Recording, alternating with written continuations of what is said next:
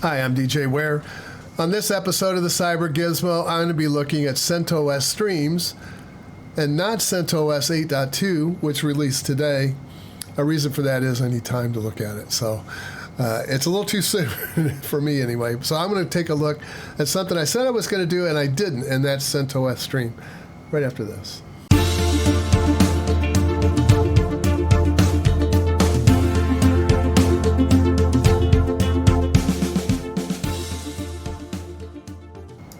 I wanted to take a first look at this. I did not do it, even though I said I wanted to. I don't know, I just didn't get to it. But it really deserves a video of its own and an install of its own to really go over just how it works and what it does. So, it's a rolling release, first of all. So there isn't any version numbers associated with CentOS. It was initially released in September 2019. Yes, it is an introduction or a release because there was nothing previously. Subsequently, there have been, there's been some major fold-ins that have occurred.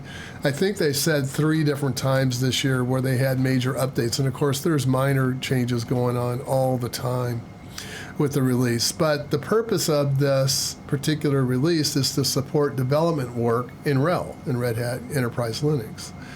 That is its real purpose. But what do we get out of it? That's great. I mean, good, Red Hat, good for you. But what do we get out of it?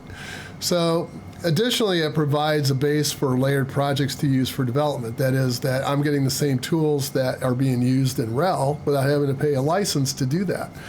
So that's a good deal for a developer that's working to be able to deploy applications in more than one environment. So you can do your testing on CentOS Streams and or on CentOS 8.2. So I guess the way that, first of all, before I go into how things work, I think probably be easier to explain where things are. So CentOS Streams sits between Fedora Linux and Red Hat Enterprise Linux.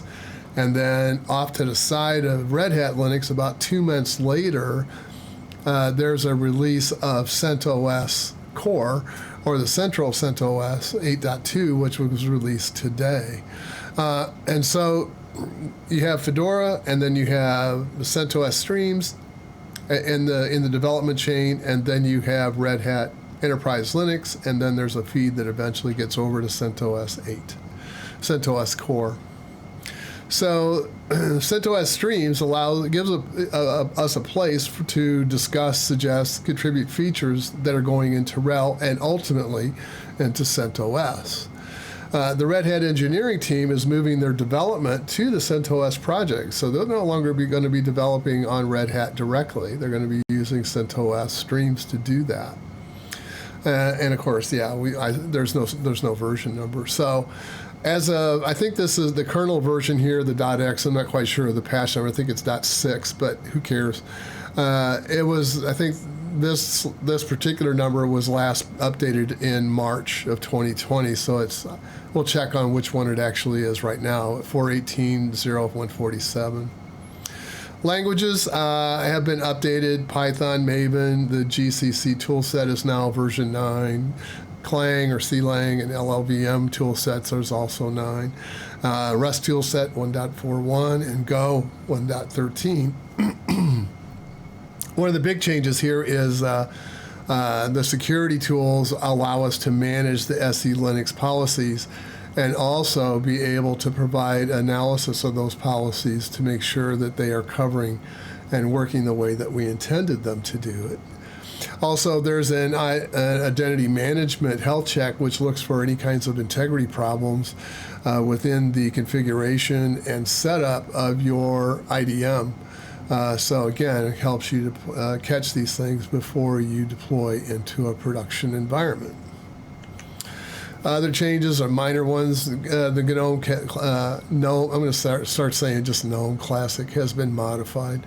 The switcher is located at the bottom, and this would be for the Windows switcher, bottom right of the bar. It's a horizontal line. You'll see that today when we install. And there's a direct rendering manager that was used to provide additional GPU and APU support. And that has been that code has been moved into the 5.3 kernel. So yeah, the DRM has been moved up into 5.3, but it exists in CentOS Streams right now. This I think is really, this last bullet is really more appropriate for CentOS 8.2 than it would be to Streams, because there aren't any previous releases. It just updates as the code is updated as you update your packages. But I think that is really meant more for 8.2, where you can do in-place upgrades from 8.1 to 8.2, from CentOS 7 to 8, so on. But during the install, when I was doing my testing, there was a funny thing that occurred that I haven't seen happen in years. And I want to talk about that, and I want to show it to you. Hopefully it'll occur. Of course, it's a demo. Never count on anything happening during a demo. So, yeah, it's usually self-correcting. Oh, yeah, I want to show you this really great thing, and it either crashes or it doesn't do what you thought it was going to do. So let me get over here to a full screen. And we'll just take a look at that. Actually, I guess this is fine. So I don't need this anymore. This is I guess I'll just leave it here for now. It's not bothering anything. So what I want to do is I want to create a new VM. And this will be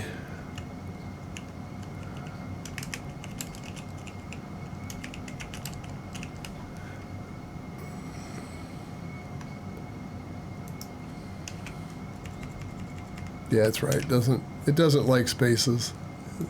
Okay, I'm gonna put this on NAS. Somebody asked me why I was using NAS instead of the local file system to host my my ISOs. I have other systems that I pull these ISOs from. A VM is only one of the things I do. So I have it on a NFS share because I use it in more than one place. And it's not easy to get to. You shouldn't be mounting your drives directly off of your VM server. So just saying. So that's why. Okay, get that. That's fine.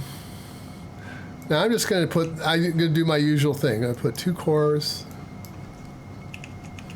4096. And we'll go ahead and confirm that. Now I can do this, so we'll go ahead and start it up. After it gets created, there's the start. And I'll go ahead and release the console, and we'll get that going. Did it fail? Yeah, it failed. Okay, so let's, oh, it didn't start.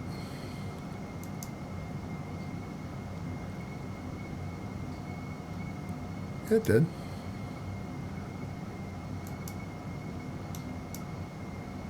There we go.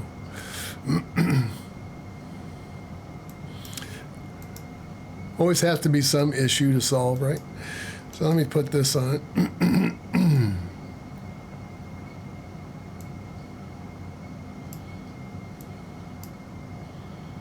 Make this just a little bit bigger.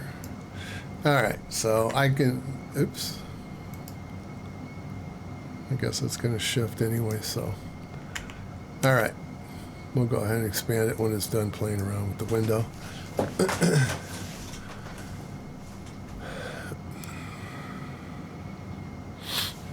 Now what I'm going to do is, while this is coming up, I'm going to put this on the summary screen here so that you can see that.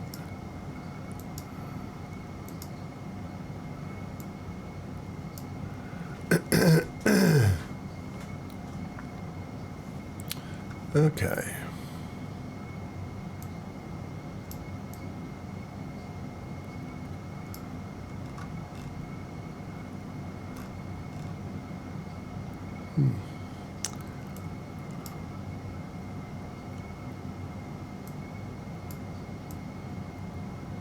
Well, it's going to try, isn't it?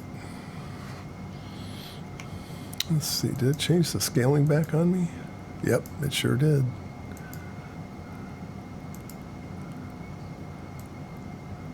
I thought so. Okay.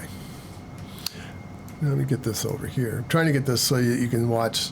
So the CPU is on top, the memory is down here on the bottom. Second row. All right, got that. I'll change my time zone. Installation, good. Server with GUI, good. Installation, destination, is that. We'll turn on the network.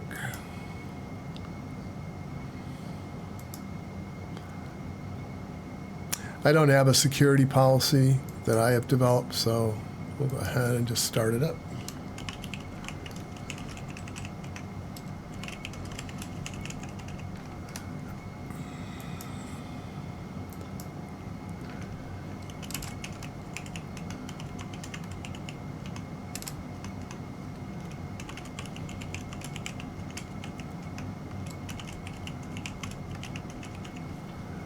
Okay.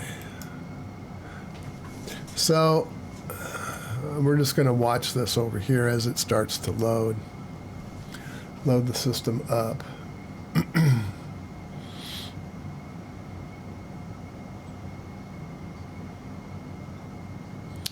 You notice that as the memory usage is going up here, that the CPU is kind of sitting at 51%, kind of right there. Usually at about 78% of memory usage, 75 to 80%, you could start running into a condition called thrashing. And this is page fault thrashing. Some of the visual, there's two, it is kind of confusing. I have seen two different visual indicators of it occurring. One is you'll see high memory use followed by really extreme high CPU utilization. And that's because the CPU gets busy flipping pages in and out, trying to keep up with the demands for memory. And it's not doing any useful work anymore. So, yeah, our memory is getting critical here. We're going up into 93%. So the other thing that you can see is just the opposite, where the CPU usage depresses. The reason for that is the amount of page cycling is causing so much I/O that the CPU is starving for work. So those are two conditions that can happen. It's a little confusing. Normally, in most conditions, and I think this will show up later on during the install, is that the CPU is going to ramp way up as the disk. Now, there's a lot of disk I/O going on right now because it is loading files. It's writing files all over the disk. But eventually that CPU load is going to go way up. So I have seen thrashing occur in both, but haven't seen thrashing occur in a long, long time. This is the first time that I have seen any kind of inkling of it, and I just wanted to point that out to you, that it's usually when you start getting above 75 to 80%, the chances increase that this could start occurring. I don't know if I have, let's see if we have any I/O going on here. Yeah, so we can look at the I/O here. Let me bring that on the screen here for you. So yeah, quite a bit of I/O writes. These are reads over here. Quite a bit of writes that are going on. And so that can contribute to the CPU starving. If you were in a high page load situation. So yeah, there's a couple of things that I remember from the old days that we would always talk about. Was, first of all, if you're going to build a swap file to hold your pages, don't put it on the same drive as your system, because this is what will happen, is that as that load goes up and the I/Os to your disk drive goes up, it will starve your CPU for work. Meanwhile, your memory utilization is pegged. So this is probably slowed way down from what it should be doing. And this isn't exactly flying over here on the install. I think where it becomes problematic is when it starts to get into the end game, where it starts to build the boot sectors, because that, of course, is going to be a heavy amount of I/O as it compresses files, and it's going to require a lot more memory, and it's pegged. But yeah, haven't seen that in a while. Anyway, I just thought I would point that out to you. I'm going to wait till this gets installed, and I will be right back. So I wanted to bring this back. This is classic thrashing right here. Yeah, this is probably into the, we're into the kernel core configurations now. And my CPU is behaving very erratically. I mean, you can watch it. It's going down as it starves for work. Some memory is coming back into the pool to be utilized, but it's still high. 87% is way too high for a virtual memory machine to be utilizing. So the fix for this is two things. One, and there it goes again, back into a high thrash. This is classic thrashing. And when your system thrashes, nothing's getting done. And what's driving this down, which is pushing down the CPU, is the kernel is trying to fight this. It's trying to slow down things. It's saying, okay, you go wait. It's scheduling tasks and sticking them in wait until this condition clears. And that's why you see this sudden drop in the CPU utilization. It's trying to fix this. But the real problem here is I don't have enough memory allocated to the installer in order to bring this up. So they have a suggestion, which I thought was kind of funny. They said go to 2 gig of memory. Okay.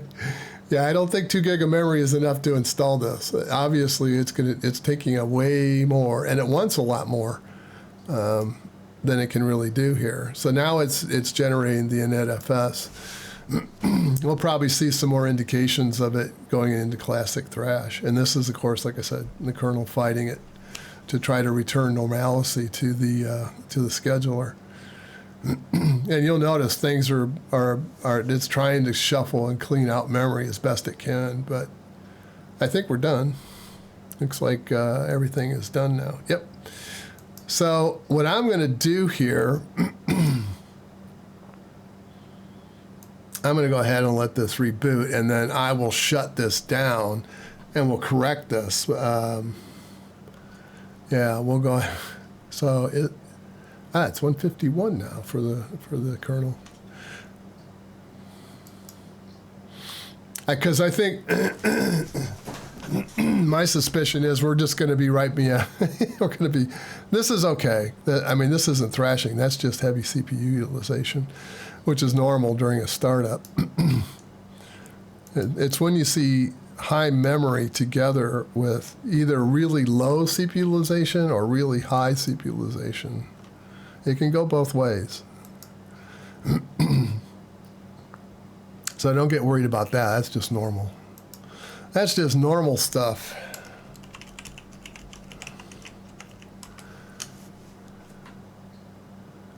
So I'm afraid that if I start installing packages, we're going to just push this. We're at 45% right now. Yeah, I'm a little concerned. I think what I'm going to do is, I don't know how much memory to give it, so I'm going to, for now, double it. I'm going to double the number of processors, and we'll just see how it does, and then we can adjust it downward. Without collecting statistics, without actually collecting measurements, I don't know what my system load needs to be and where the number of processes need to be in order to support it. So I'm just going to take my best guess.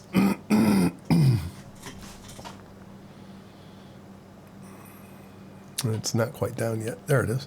All right, so let's go into hardware. We'll go to memory, edit. We'll double that.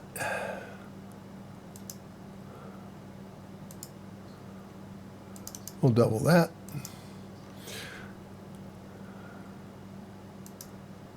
And we'll turn this off. All right, so let's go ahead and start this back up.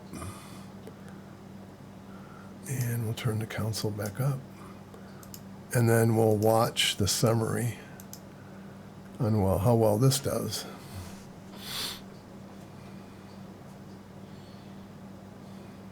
Yeah, like I said, don't worry about that going up into 100%. That's fine. Much faster boot. That's for sure. Let's...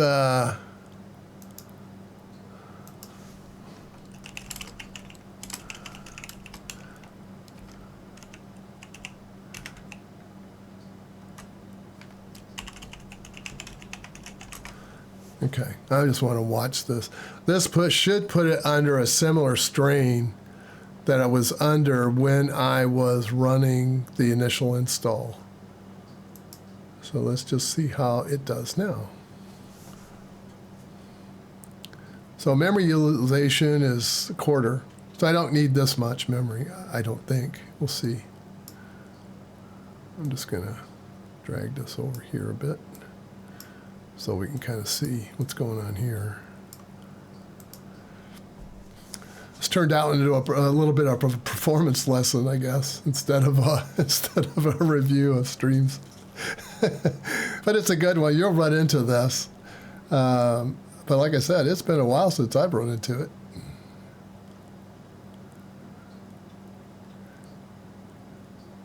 That's why you should always take, the minimum requirements with a very large grain of salt, because if you haven't tested it, you don't know. Yeah, so our memory utilization is about a third of what it was. So I could probably easily sneak this down to maybe 6 gig, maybe even 5 gig, and it probably would be just fine. The number of CPUs is definitely helping the performance. I always add CPUs in multiples of 2.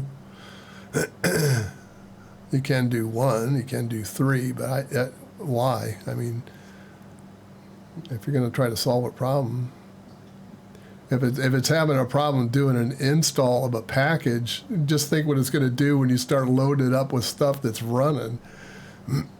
Just saying.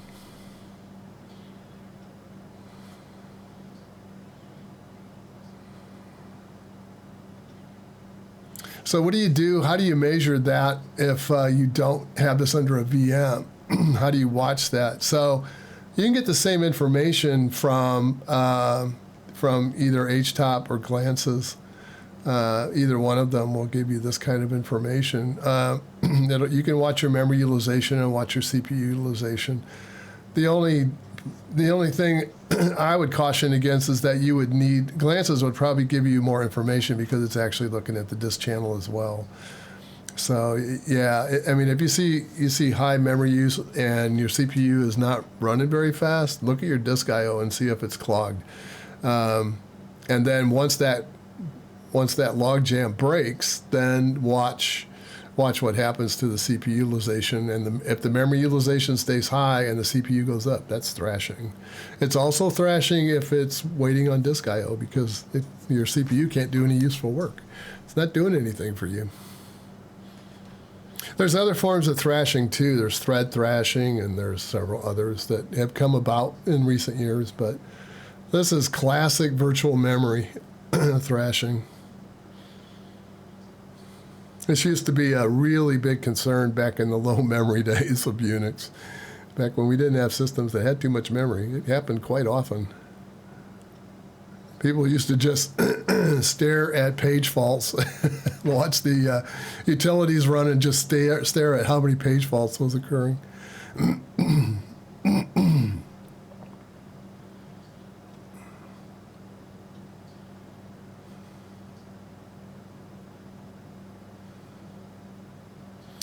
So I'm going to let that finish. I'll be right back.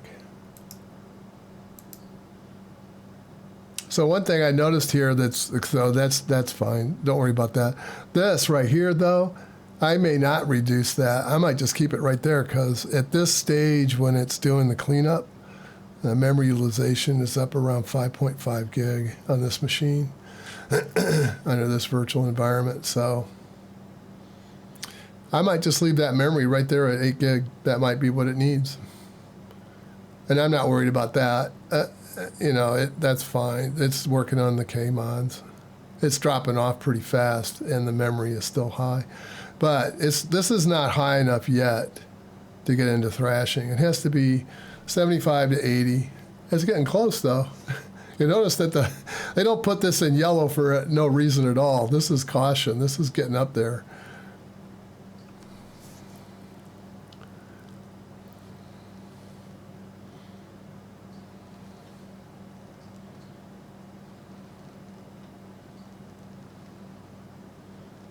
So I think that's where I'm going to leave my video today. Instead of doing a streams demo, I'll teach you about thrashing instead. As far as the CPUs are concerned, I could probably drop those back, but again, I'll probably end up using them because if the system is wanting two to run all the time, then I won't probably have anything to run any useful work in it. I'll come back and I'll do another video on Friday and show you Cockpit and then show around some of these things, but I've run myself out of time today. So I'm just going to let this finish up.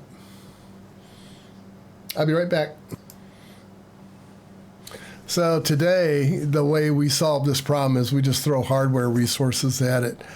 But in the past, we couldn't do that because most of our machines were maxed out, or they wanted $20,000 to $100,000 for memory in order to double it, which was not going to happen. Not going to happen. So some of the ways that you can handle this kind of a situation is like the package manager. You might want to freeze it into memory so that it doesn't, essentially will hold up a block of memory while it's running. Or you might want to go in and adjust your kernel parameters as to how many pages you're going to allow to be in memory at one time.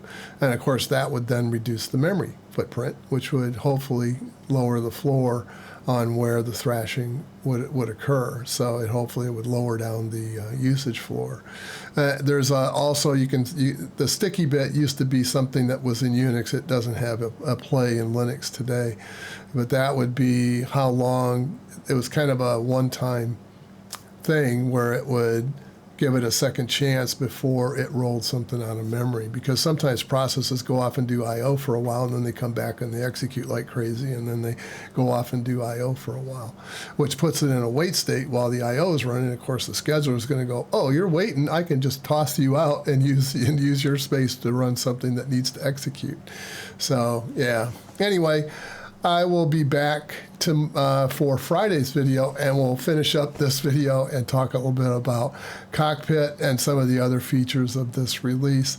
So I'm going to put a flag over the front of this video and say, no, this isn't about streams. This is a lesson in performance management, one of the first basic ones that anyone in Unix back 20, 30 years ago, this would be the first thing you crossed into and found out about. Anyway, hope you enjoyed this today, and yeah, yeah, I've spent many hours tracing down this kind of thing.